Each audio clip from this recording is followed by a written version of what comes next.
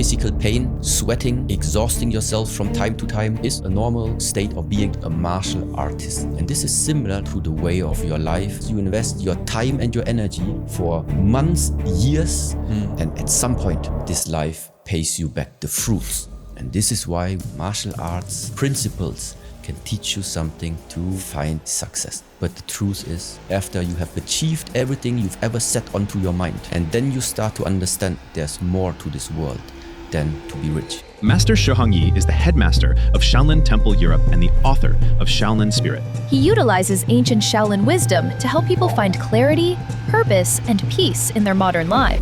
Wake up from realizing that your life is being run by something that all the time is lying outside of you. For example, if I'm pushing some buttons on you, it's not why I push them. The question is, why can I push them? There is a weakness in every human being, which is in the moment when you let your emotions take over your wisdom and clear thoughts. How can you advise people to confront their demon? People don't want to hear it. It's difficult. It hurts. Nevertheless, I'm still telling you. What was happening in your life at the time that you stepped off the path that was expected of you? If you had watched how was my life from the age of 4 until 18, you would see, okay, looks very disciplined. He goes to school, he does his training, he's eating and sleeping, and then the whole pattern just continues for 14 years. Simple. So nothing about too much exaggerating about going out, not much time of doing any leisure things that in that years of growing up you would actually assume a teenager would do. Mm-hmm. So, but this dedicated training, meaning, and this being a little bit over passionate about my love to the martial arts, at some point I asked myself, could it be that I'm maybe missing out on something? By being so focused and so locked on the idea of, I want to like step into this legend of the Shaolin warriors.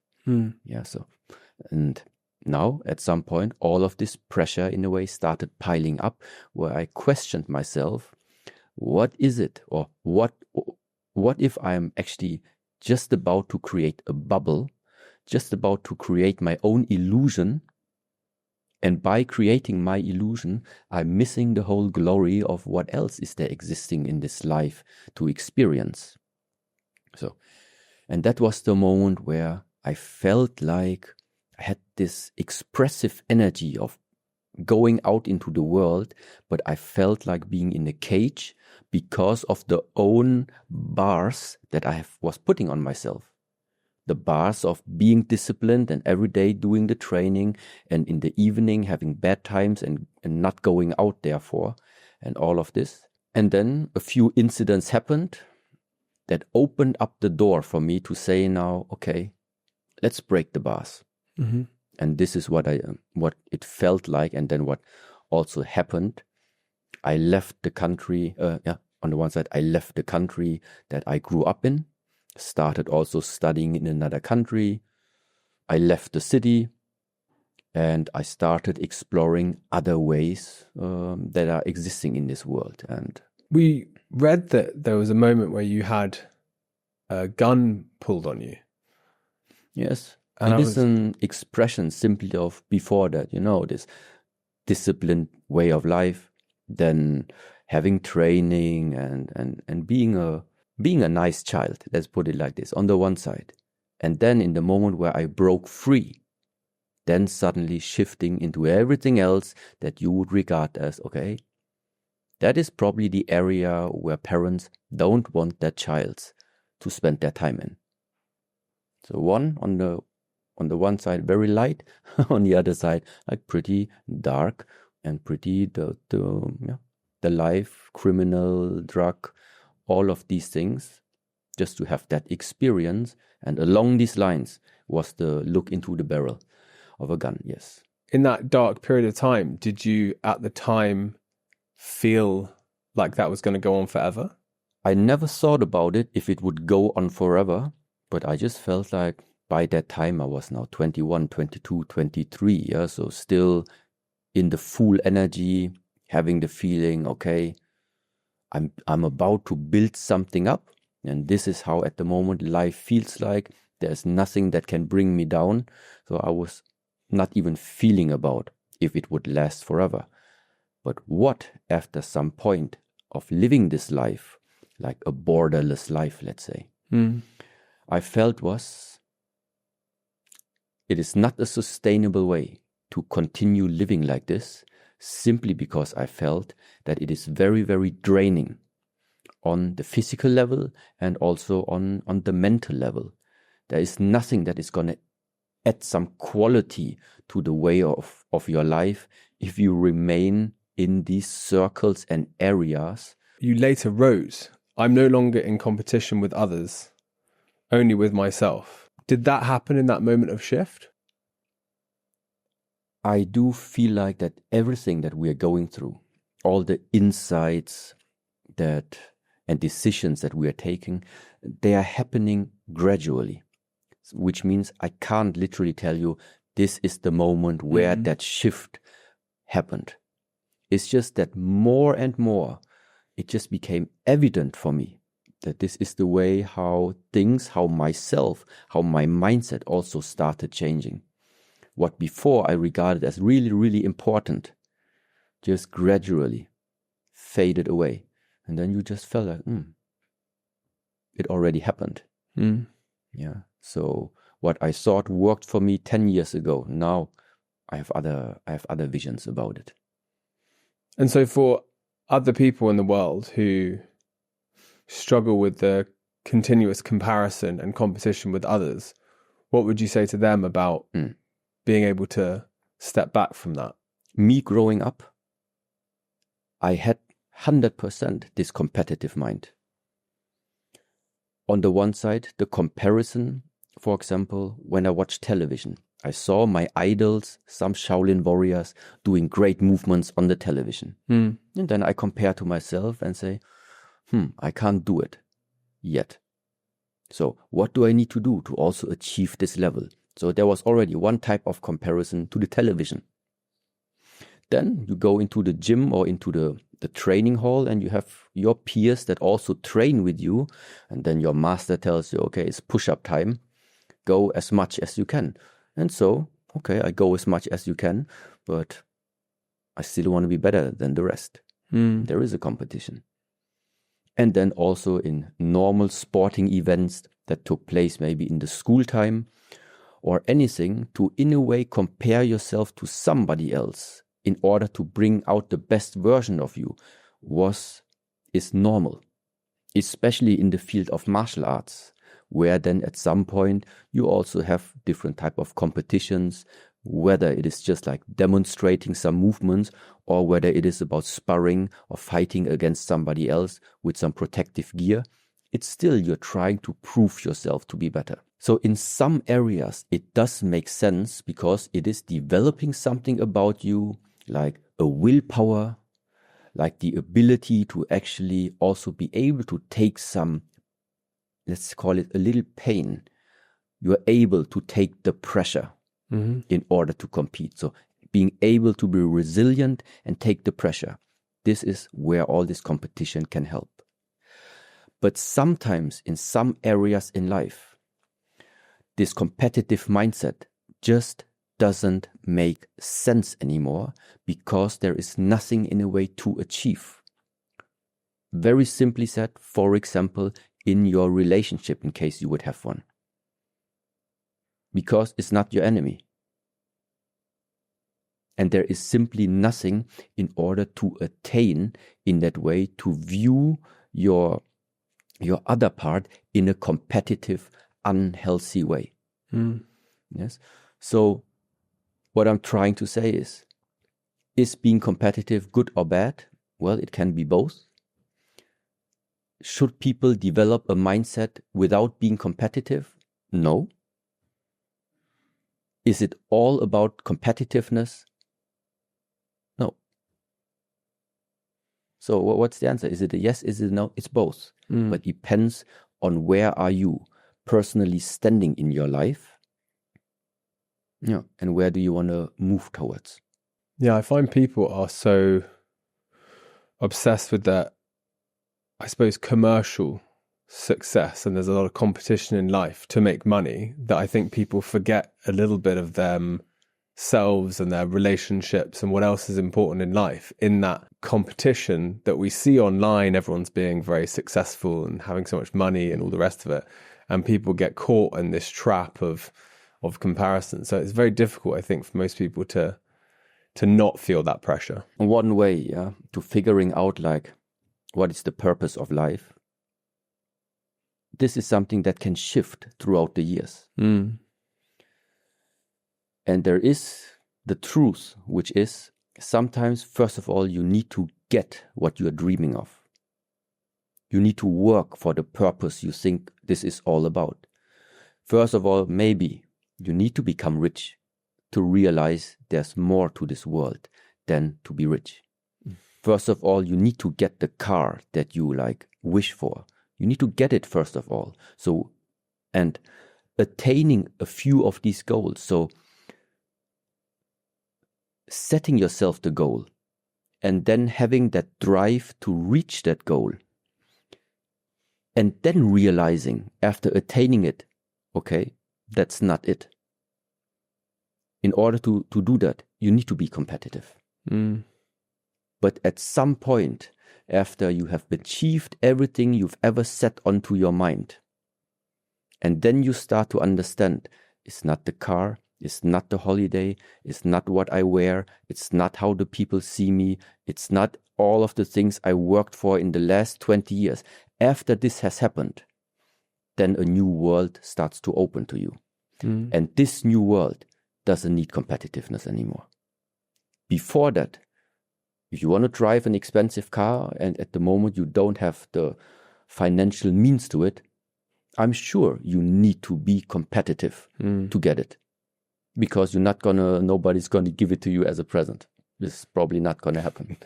In our modern world these days, modern society, I feel like we have an epidemic of addiction to so many different things. We have an epidemic of loneliness now. We have an epidemic of comparison and greed.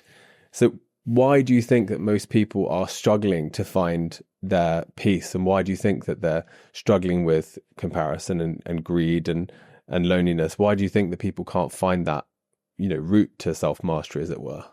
Everything that nowadays we would probably see and saying that the society at the moment is unhealthy in this, and that area, I do think is a result or is the consequence of everything that the previous generation, in a way, nourished. Meaning what we see nowadays is the consequence of something that, let's say, has been planted or implemented way before the times of this current generation. Yeah. So in order to change the course of the next generation, looking at what is going wrong right now, this is what needs to be corrected. The type of what is it that nowadays, through such podcasts, for example, is being spread to the ones who are right now in this society. So it's not the fault of this current situation and of the current society that they are as they are. It is the ones before that planted the ideas of what this life is supposed to be like. So, and there is one other truth. I'm not even sure from which book it is, but you might know it. It is like called "Give Opium to the Population." Mm-hmm. What does it mean? Because then they're happy. And you can just run your course. So whatever it means to you, but there is something about it. It is similar like nowadays sometimes when I just see and travel around, sometimes you see families with their children, and there's a very quick way to get your child silent. iPad. Just give him something that he's going to make himself busy with, and at the same time receiving the type of fast-paced dopamine treat. So, and similar like this, what is it that then along this way that child is going to learn? That there is always a quick way to attain that feeling of, however you would call it. But if you look at anyone who built up anything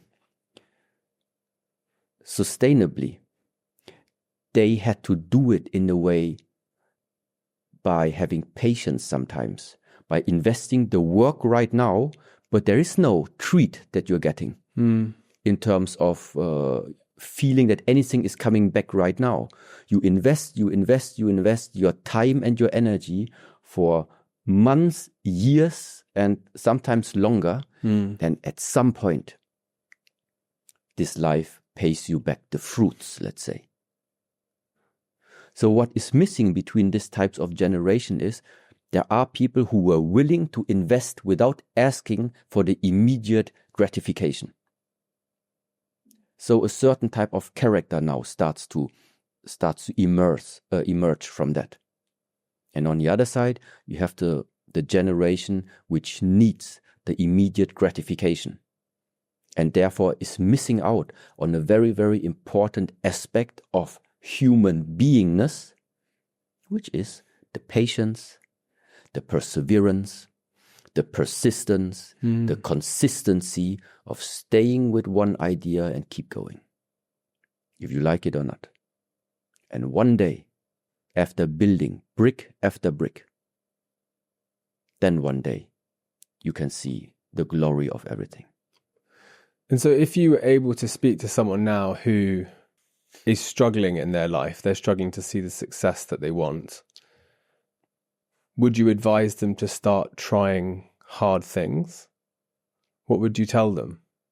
To accept the fact that, first of all, this life is it's just not an easy life. This is how it starts.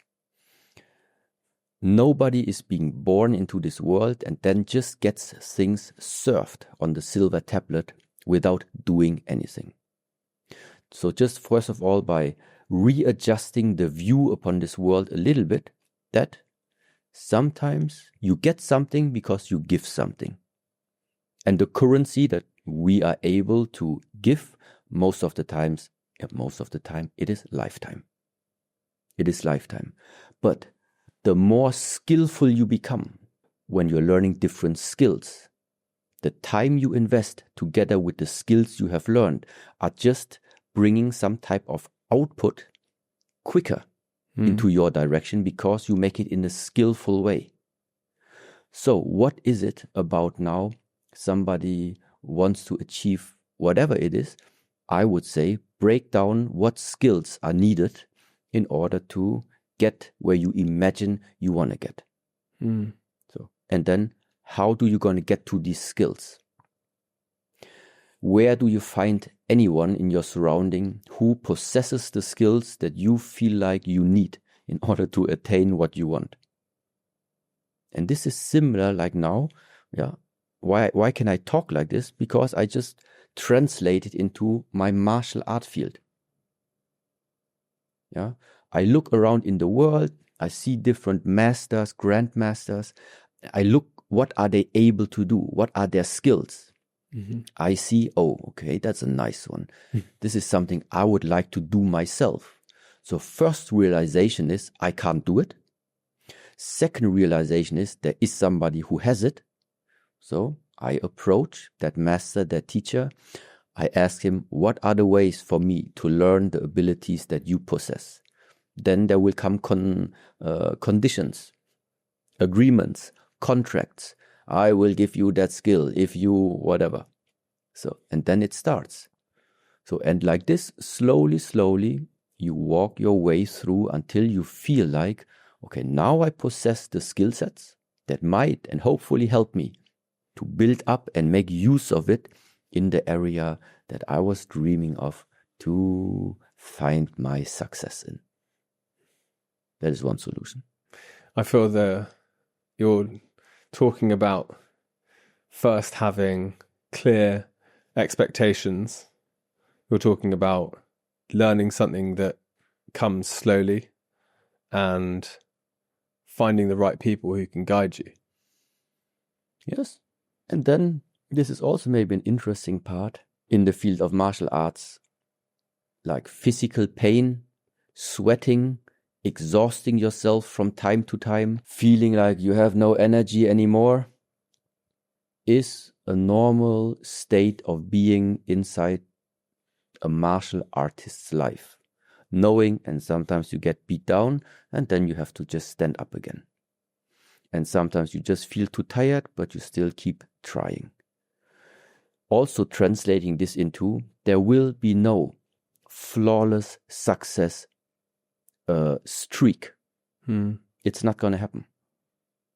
Because the reason why you naturally continue to grow and start to get insights you didn't have before is because you failed, didn't give up on the failing, and therefore something about you, your creativity, your started to help you find solutions that before you didn't have. But you only came to these new solutions because you didn't give up in the first place when you failed. It's nothing new that I'm saying. The fact is, all of this success won't come without you failing many times before and never giving up and still having that big idea in your mind that all the little failures are teaching you something. You have been unaware, you didn't pay close enough attention to that paragraph whatsoever, whatever it is. It teaches you something. And this is also another understanding maybe, because if it would be easy to everybody like just comes from university or doesn't even study and successfully becomes an entrepreneur, if it would be so easy, we would have more. But we don't. We have people nowadays still aiming for this wish of being completely self-reliant and being independent. Everybody wishes. But this is like not just like in this world, also on a, let's say, spiritual level. What is it all about? Liberation. What is it all about? Liberation. But for the majority of the world, it is about right now financial liberation. In the area of liberation, there is financial liberation. But then there are other areas, which is even the liberation of, I call it now, the liberation of the meat, the liberation of this body in a way even. The liberation of the fact that you can spend now the next 70, 80 years attaining financial liberation and then at the same time also attaining all of what you start to collect and build up in your lifetime. But unfortunately, after 100 years, it will be gone anyway. So the idea of we come with nothing, we go with nothing. So does it mean that I should do nothing in between? No. You are free to do what you want. If you want to work at the same time during this lifetime for financial freedom, you can do it. But it has a price. And it takes work. And it takes dedication and commitment and a lot of energy. But on some perspective, there were other areas of where I feel like now being so closely related to an ancient tradition, financial liberation is something nice to have.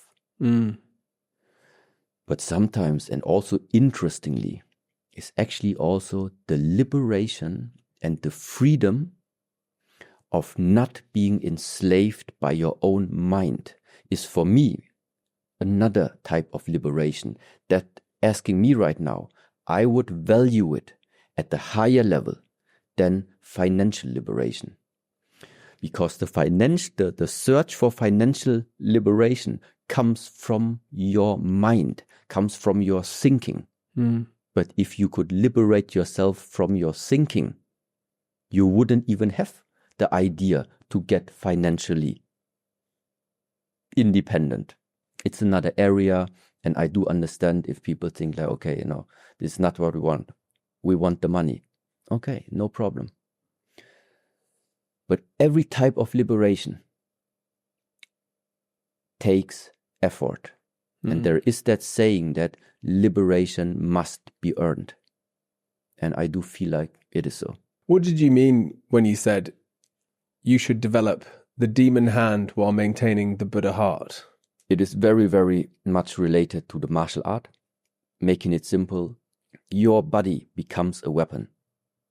Your body, you're forging, you're doing the training, your body, your bones, your ligaments, everything about you becomes very, very skillful, very sharp, very dense, different in consistency, literally like forged tools. Okay, so, but knowing what type of destructive power you are carrying around you, you still have this Buddha heart, that peaceful heart, that connected heart, that will not use all of these skills to bring some type of harm to the world. And this is similar like the technology that is existing nowadays. Is it good? Is it bad? No, the technology is the technology. The technology is a possibility. Yeah, but this possibility in different hands of different characters turns out differently. Demon hand, Buddha heart is very clearly which one is the heart. It's the heart that is connected. And when someone has given themselves such mastery over themselves and their body, what should they dedicate themselves to? Because obviously that's sort of your underlying way of living now. At this current state of my life, I can see something very clearly. Like I said before, we, us, this generation right now, we have been forged partially and influenced a lot by the previous generation. It's the ideas, it is the technologies, it is the possibilities, it is all that knowledge from the previous generations that they have put into place, and we are just finding ourselves in the manifestation of them. So now, in my case, knowing the next generation is about to come, I know that all the decisions I take right now, everything that I'm putting into practice to shape the vision of how I would like to see the world, this is where the next generation is going to find themselves in. I'm not doing anything in this lifetime in a way for me anymore. I invest my lifetime right now to shape something that I will not benefit from it. The next generation will have it. So, and this gives me right now, at this point in my life, my purpose. And so your purpose is teaching and educating the next generation. And I suppose to a great extent, the book is about helping people find their true self. And so how do you, on a day-to-day basis, actually help people practically do that for people who are struggling? Yeah, actually, I do the same as you do with this podcast, just in a different way. Wake up. Wake up. In which sense? Wake up from realizing that your life is being run by something that all the time is lying outside of you. Meaning your life, your quality of the state of your being is being determined on something outside of you, let's call it like this. On the weather, on what you possess, on what you don't possess, on which number is on your account, on what you wish to have. So you are being driven by something outside of you. Wake up meaning to actually realize, is this the life you want to live? From now until eternity. That you literally don't have your life in your own hands. That actually it's not you who is running your life, you are being run. You're being driven by circumstances. And this is where it comes to start to wake up. This is not the way to live life. There's a point where you said the master can show you the path, but you have to walk it. And so you can tell people that their life and their decisions are controlled by the previous generation. And I agree with you and believe you that the world has been set out for us in many ways.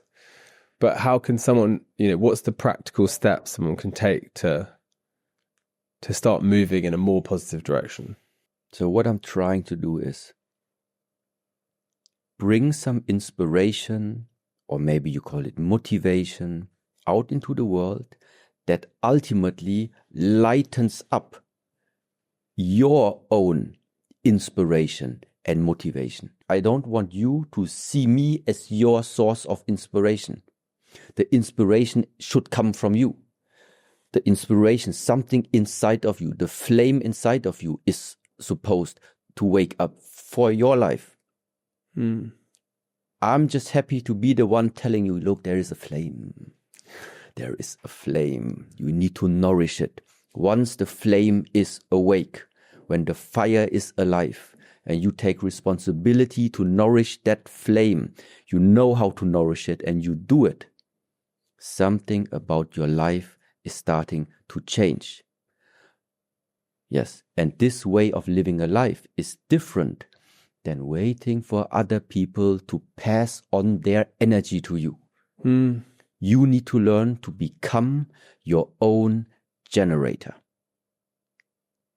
without plugging in to other people, trying to nourish yourself somehow based on them being the generators. And you talk about you can't plant an orange seed and expect an apple. And I think that's interesting because that talks to the actions and behaviors we take every day.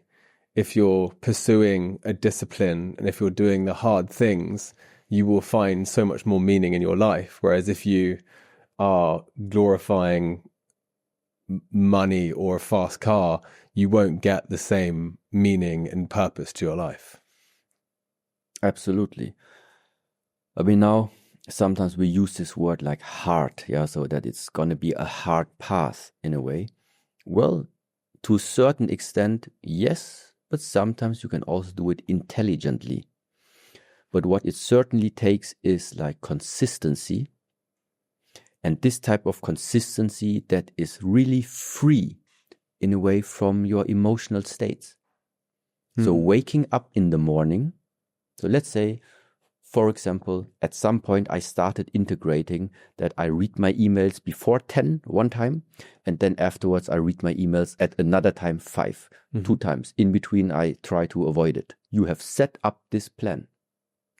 But then you wake up in the morning and out of whatever you feel tired and then you skip this plan. This is something where I would say is not good to do. Because why to, in the first place, integrate or implement a plan that logically and theoretically sounds feasible, but then let this plan be destroyed by the emotionality of arguing, yesterday I was out with friends and I think I can allow myself today to skip it. Yeah, but that is exactly the reason why things are not working out. This is the reason why some people refer to it as why discipline is needed. It is because you know that there is a weakness in every human being, which is in the moment when you let your emotions and your unconscious patterns take over your wisdom and clear thoughts. And this is why we sometimes need to implement systems that hold us in place when we are starting to get off track.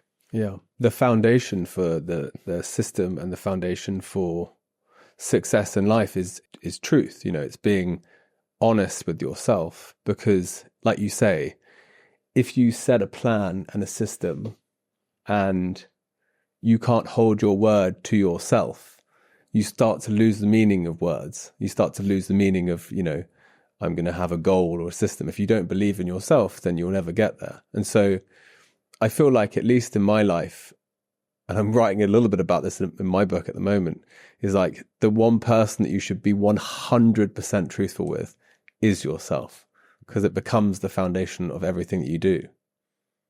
That is a it's a very profound statement on the one side, and I absolutely agree with you. And at the same time, it's the funny part about this society. Many will say yes. But the truth is, they won't do it. Because to being 100% honest with yourself also means you are able to look inside. I call it now inside of yourself. You could also say you look at all the actions, even all the thoughts that you had from this past lifetime, where you also caused a lot of harm on others, where you also felt ashamed of, but you tried afterwards to not look at it anymore, to not feel the shame, to not feel the guilt. So literally telling you to look at the dirt that you have collected by yourself within this lifetime. And everybody carries the, how you call this, there's a German saying, you carry the dead corpse down in the basement. Everybody has a dead corpse in his basement. Yeah. So are you willing to go down there, open, and see what have you done in the past? This belongs also to the story of being 100% authentic with yourself, knowing that you did wrong in this lifetime. I agree. But then comes the moment. This is where, like, for some people, just to know, when sometimes in these traditions, when it becomes more, let's say, spiritual, why we say it is called bringing more light into the dark. Why this is the path? Because there is a corpse in the basement. You turn on the lights and you start walking down into the basement. Something you've never done before, and then you are there. Then you start to take the zipper, and then you are starting to shine light into all the places that you before that tried to hide away from the people and from yourself. This is also part of seeing, truth, being truthful, yes? But at the same time, in the way of how I try to like give it to you, it's also not pleasant. No. Yeah, it's like terrifying sometimes. I would say it's something that I've been so focused on in life in recent years, is confronting the things that you're not proud of in your past, because in finding your own remedy or, recourse with people you may have hurt or things you may have done, again, you gain a greater sense of self, but you also gain a sense of, like, again, your truth and being honest with yourself. Because if you do, like you say, the German saying, the corpse, you don't want that hanging over you for the rest of time, because I think you will fail to be honest with yourself if you have that type of baggage. Absolutely. How can you advise people to confront their demons, as it were? Such a huge topic. Let me put it like this. At the moment also, recently, my team, who sometimes is taking care of like the social media things that are floating around, just told me, hey Shafo, there are so many AI generated content and videos from me out there. It's becoming really, really difficult for people to actually tell the difference. Yeah. I mean, I don't know if the people know meanwhile, but you just like read the voice from someone, and then at some point you have like the pattern of, in the way of how you would be speaking, I would be speaking. You just put any type of text that uses this voice, and you yourself would know. I know it also. But people, maybe they say, yeah, that sounds similar. Yeah, similar, yes, but I know the difference and you know. But this is already one part. Then meanwhile also the images able to move also with the lip synchronization. So the fact is, we are living at a very interesting point in time right now, where the line between authenticity, reality, and fake and illusion has become extremely thin. And to navigate right now in this world, where are you heading towards to? Towards the illusion and towards the fake? Or are you about to discover something authentic, something real about this life? To make this differentiation, you need to wake up. This is the point. You need to wake up to that game. Yes. So, and this is exactly what I would suggest people to invest in, to learn methods and really be able to tell your lifetime right now is limited. What do you want to do with this lifetime? Feeding the fake or feeding or nourishing something authentic about you? That is your choice. There was a part that I spent a long time thinking about, and I thought that I would just read the quote and then we could talk about it. But I think this is very important for everyone to think about, which is watch your thoughts because they become your words, and watch your words because they become your actions. And I think that it's so true that if you don't confront your own thoughts, very quickly the thoughts become what you say, and very quickly they become who you are. And so if you want to walk down a more authentic path, you have to engage in some level of introspection as to why you're thinking those things. There is a person in my life I value very, very, very much, yeah. And there's one favorite saying that is, word is law. Meaning, if you say something, you stick to it. If you say something, you mean it. If you say something, it's gonna happen. So this has different implications. On the one side, if you give your word away to someone, you stick to it. But also yourself. You know, it's like if you talk the whole day too much, if you just talk the whole day talking, of course the action can't follow because it's just too much talking, or the action is simply not efficient enough. That's why sometimes, okay, keep it for yourself. If it is important to say it, but otherwise just like stop talking. Stop talking, more doing. Then things feel a little bit more aligned. Because there is a power of the word. The power of expressing something that didn't start here. It started here.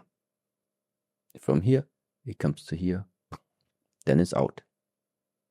And then the question is if you're able to follow up on that and manifest it, whatever started here.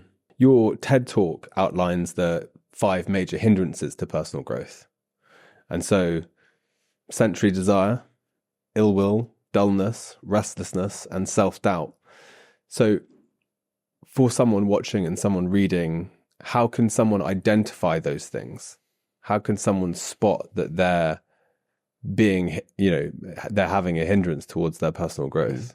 In the past, sometimes when I had podcasts and then sometimes my team shows me some of the comments, I can tell that sometimes people don't even know what is it I'm talking about because they're at a different mental state.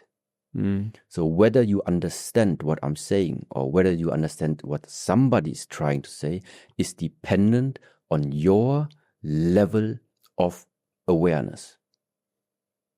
So only for what you are open for, only what you are able to be aware of can become a part of your reality.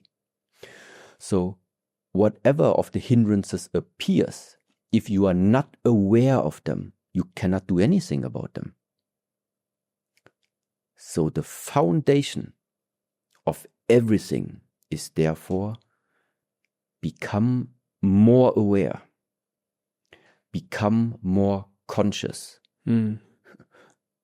Be able to observe yourself, be mindful.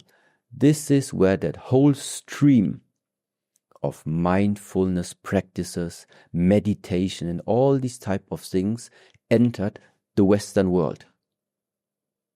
Because what is it that allows you to take a step back, to see actually what is happening to you, to see what type of hindrance, what is blocking you?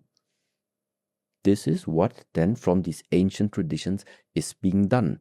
In order to see what is happening to you, you need to be able to step out from your emotional body and step out from your pain body. And then with a clear view, you can tell. Okay. I was a little bit like carried away in the moment where I smelled that delicious food. Now I see it. Yes, it actually stopped me from replying to that important message I had to write. In the moment I had this, so funnily said, but that's exactly it. You start to see actually what happened to you. How were the interactions? So, and there are like these 5 mental states. I do assume if you just link it for the people afterwards, they can watch it by themselves. But this is literally what you do.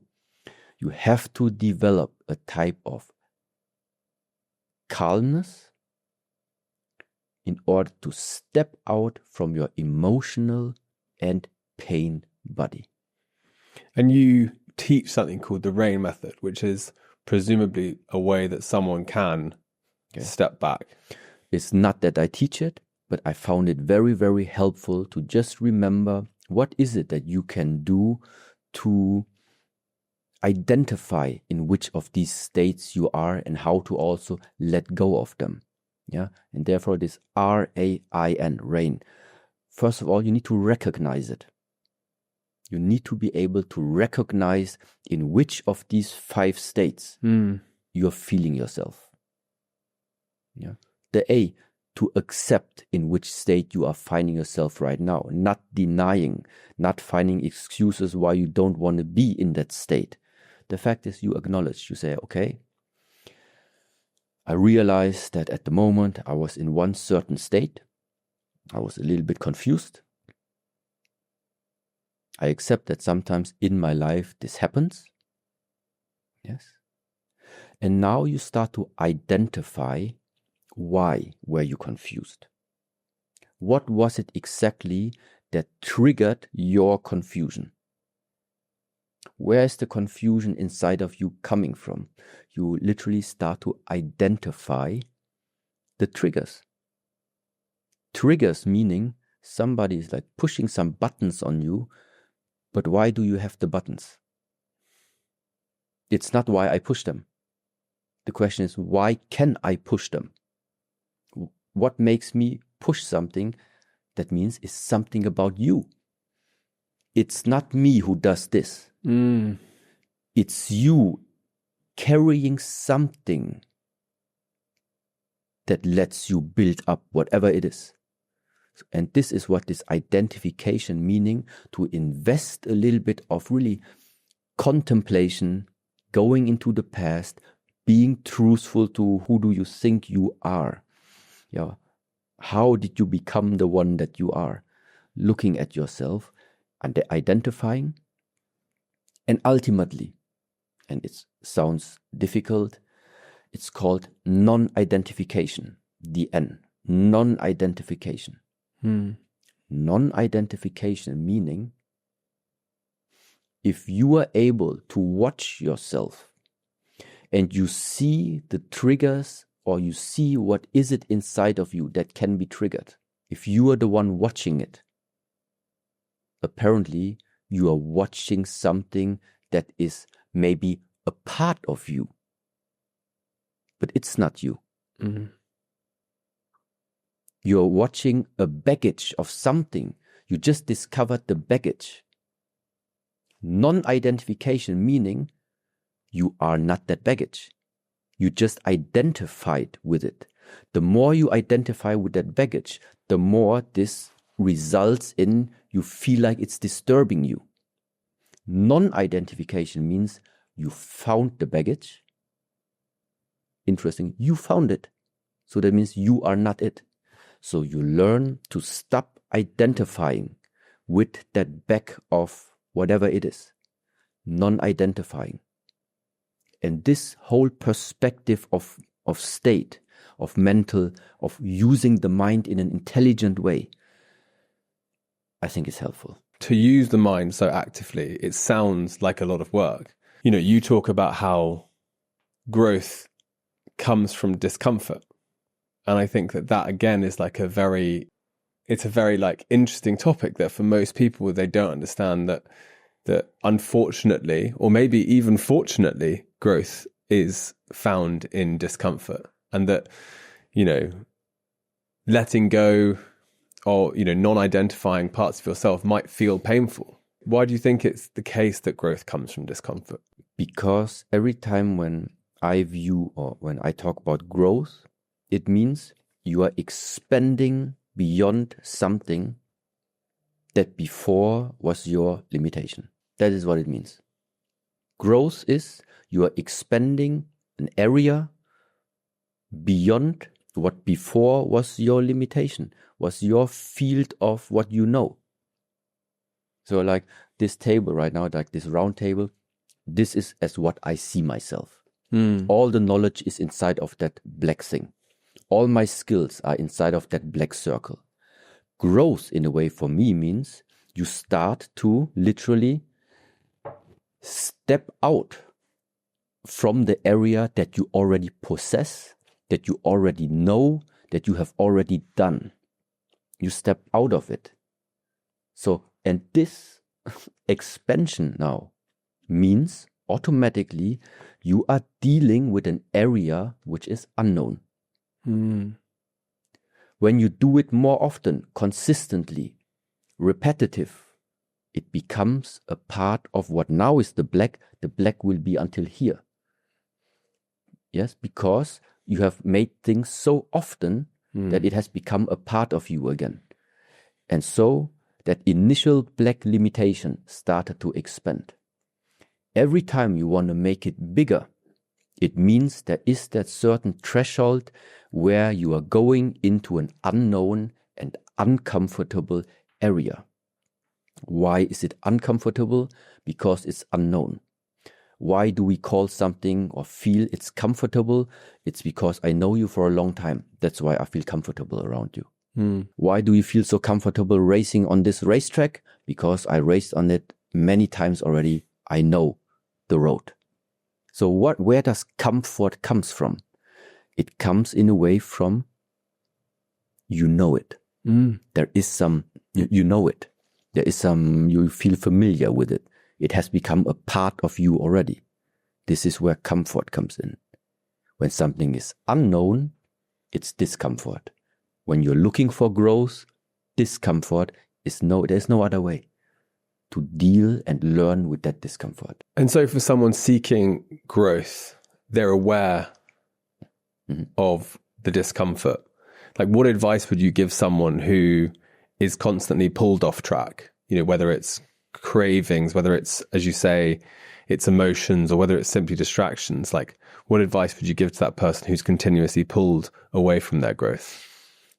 So even when we talk about growth, I think it can happen in different areas.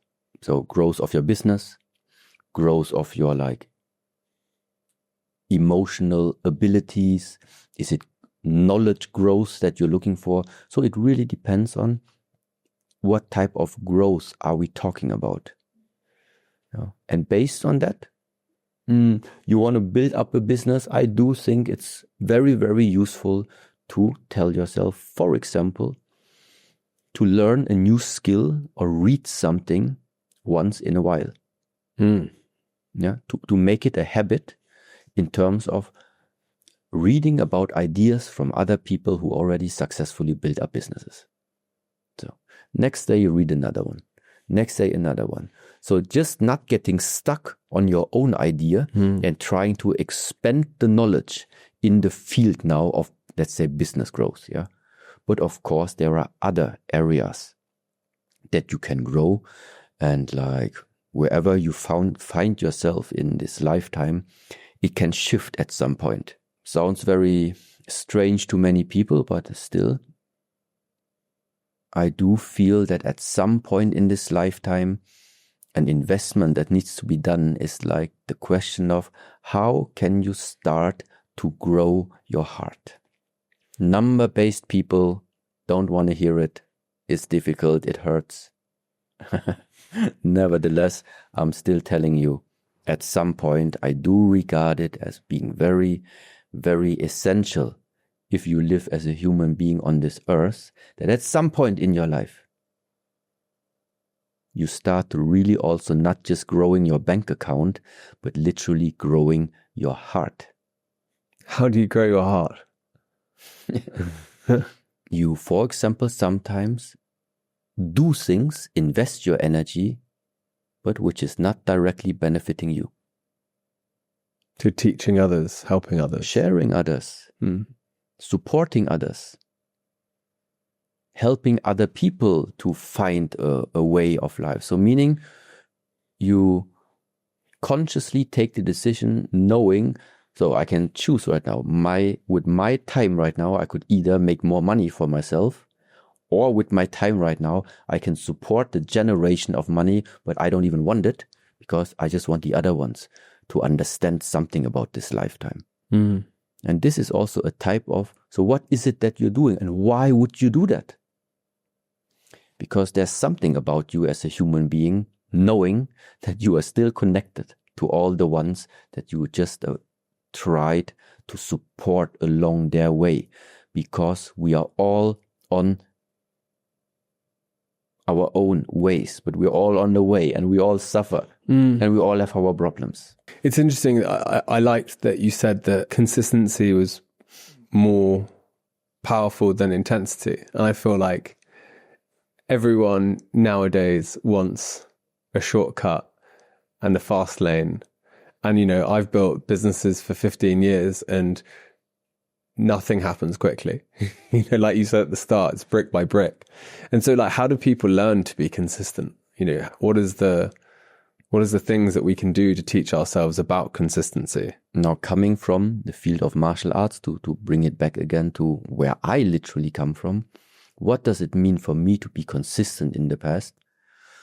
One way is if you have a teacher or a mentor, every time you go into the training, your teacher or your mentor or your coach is telling you exactly, yes, good morning, do your push-ups now.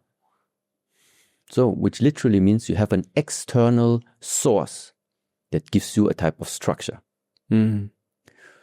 But sometimes, if you don't have anybody from the outside who tells you what to do, then it means it all relies upon your own ability to set up a consistent practice. And that is just what it's about. Sometimes it's good to write things down and stick to it.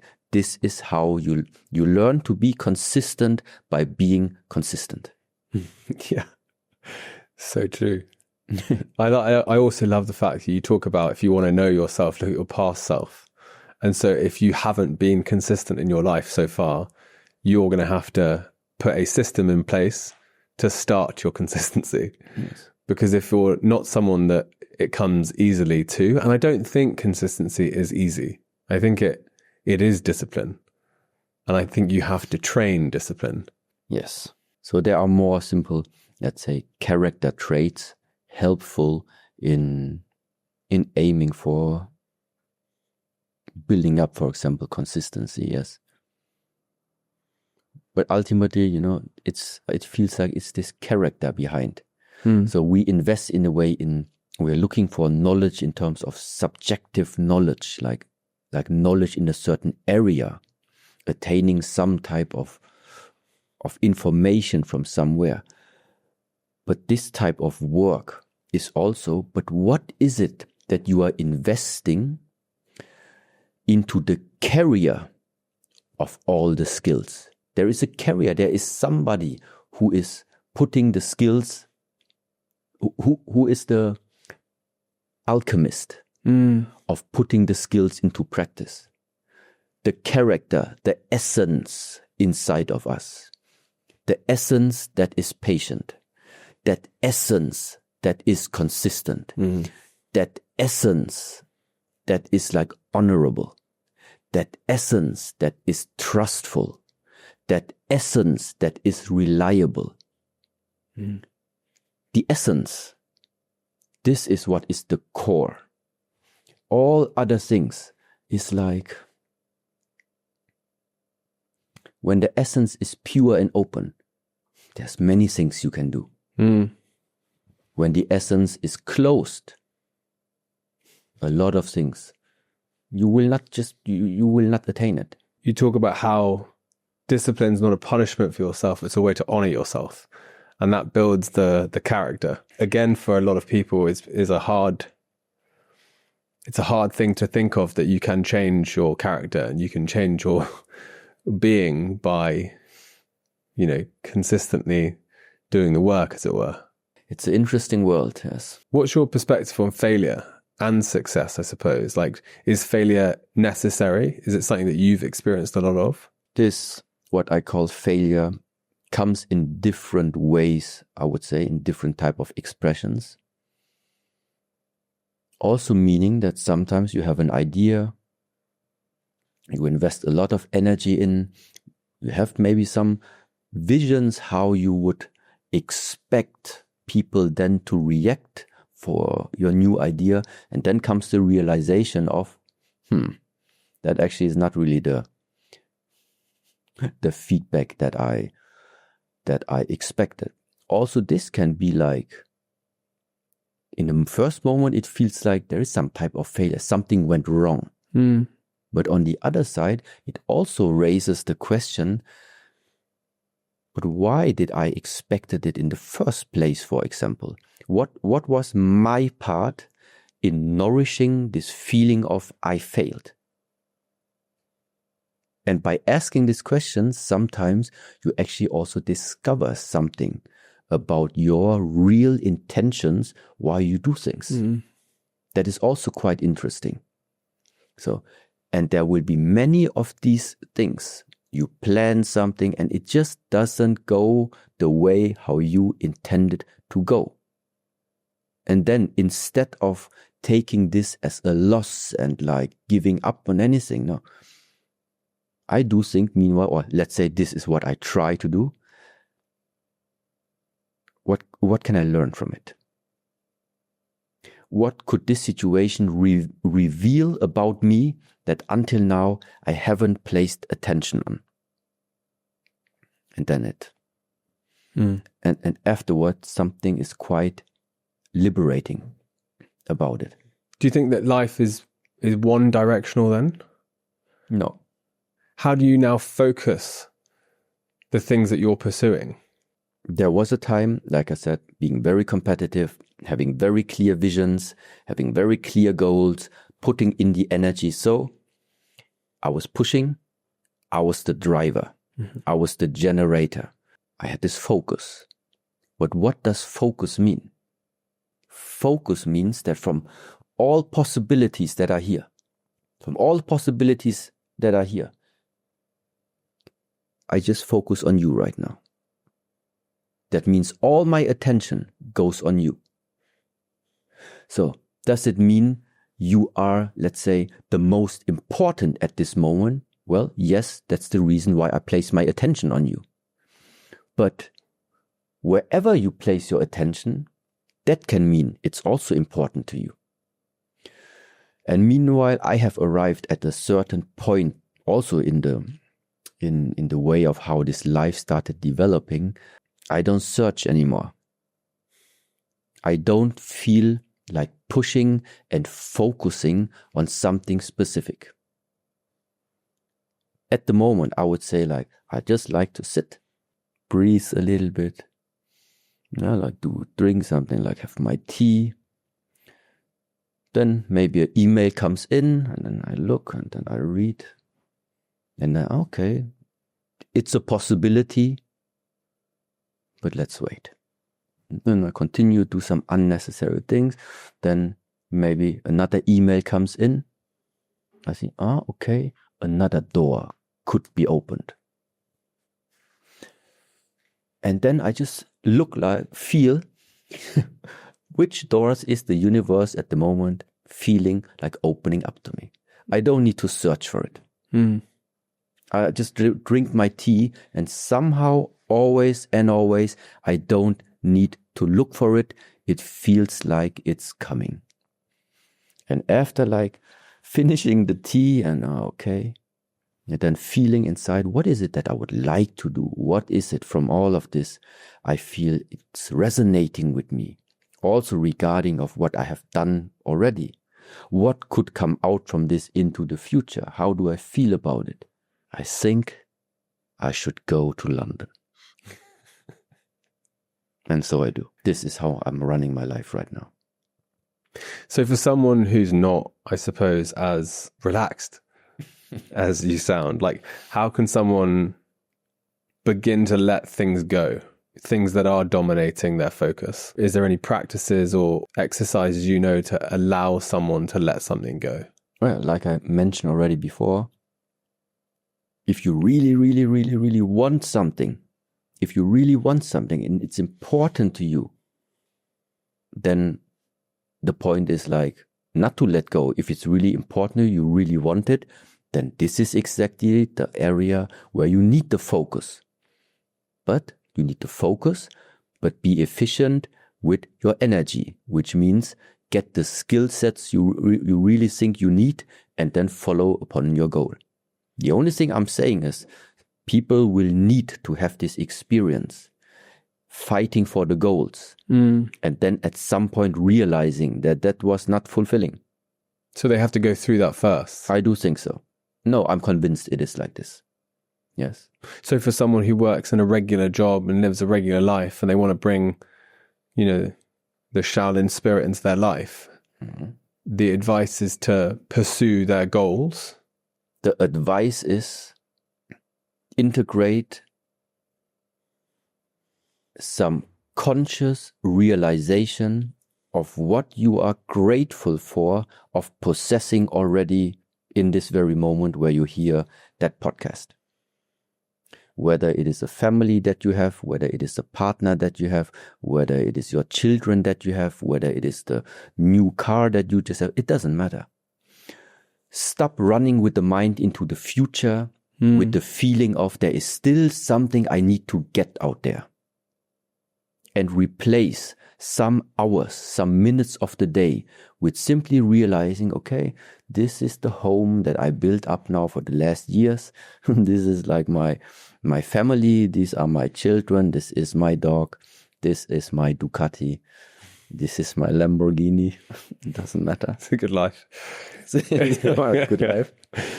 Consciously appreciate the presence, what you have. Because this translates to me as you are finally arriving sometimes. Because the world right now is running after something too much. So that moment of relax, sit down, drink a tea, and just see what you have. To implement this. This is the quickest fix. Do you think everyone should study martial arts? Not necessarily in the martial arts, but to just look maybe, what does that guy mean when he talks about the martial arts principles can teach you something about this way of life. That's all. Well, thank you very much for coming on the show. Greatly appreciated, and we might see each other another time.